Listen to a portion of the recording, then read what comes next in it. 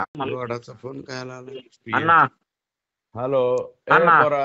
हा हा विठ्ठल बोलतोय म्हणलं पाडळी. हा बोला ना. अभिनंदन म्हणलं पहिलं. आणि थँक्यू. काय असतं अण्णा, विजय झाल्याच्या नंतर 19-20 आता लय काढून उपयोग नसतोय. उगा भावना दुखून काय उपयोग नाही लोकांच्या. काय एवढा काय मोठा विजय झालाय म्हणलं दणदणीत, कशाला 19-20 काढत बसता काय पण. कोणतं 19-20 काय आमच्या विरोधात काढायचा प्रयत्न केला, बोलायचं नाही का? अहो पण आता ताईंनी स्पष्ट सांगितलंय ना अण्णा, एवढं काय सभेत आता. सांगितलंय तुम्हाला माहिती आहे का काय?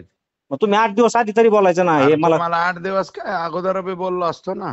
बोलायचं ना, एवढी हिंमत होती तुमची त्यांनी तर. मतदानाच्या आदल्या दिवशी माझ्या विरोधात काम केलं ना. अहो कुठं काम केलंय उगा, तुम्ही निवडून आला तुम्हाला वाटतं लीड अरे आली गप रे, तू नीट बोल.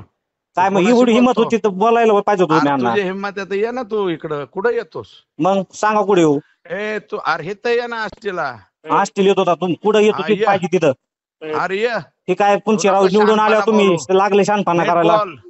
विठल्या, हा तू कोणाशी बोलतो? आम्ही मत दिलेत, आम्हाला लोकांना त्रास व्हायला लागला ना आम्हाला. तू कोणत्या गावाचा आहे? मी आनंद गावात मत दिलेत, शिरूरला मत दिलेत. असं काय करता तुम्ही? हा आनंद गावात मत दिलेत, मला दिलेत आनंद गावच्या लोकांनी. मग असं नका राव, उगाच लोकांचे. आम्ही तुमचे चाहते म्हणून सांगतो, तर तुम्ही काहीतरी हे करायला लागलात गोंधळ. अरे मग आता तू बोलतो कोणत्या भाषेत? नीट बोल ना.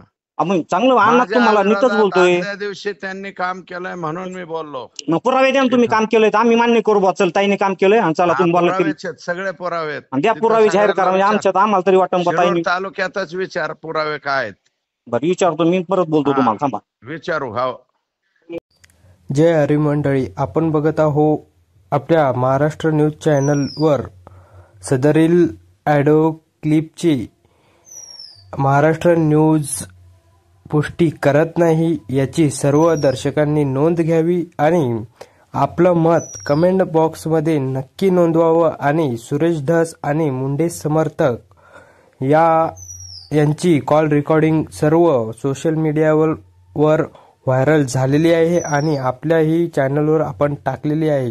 धन्यवाद मित्रांनो.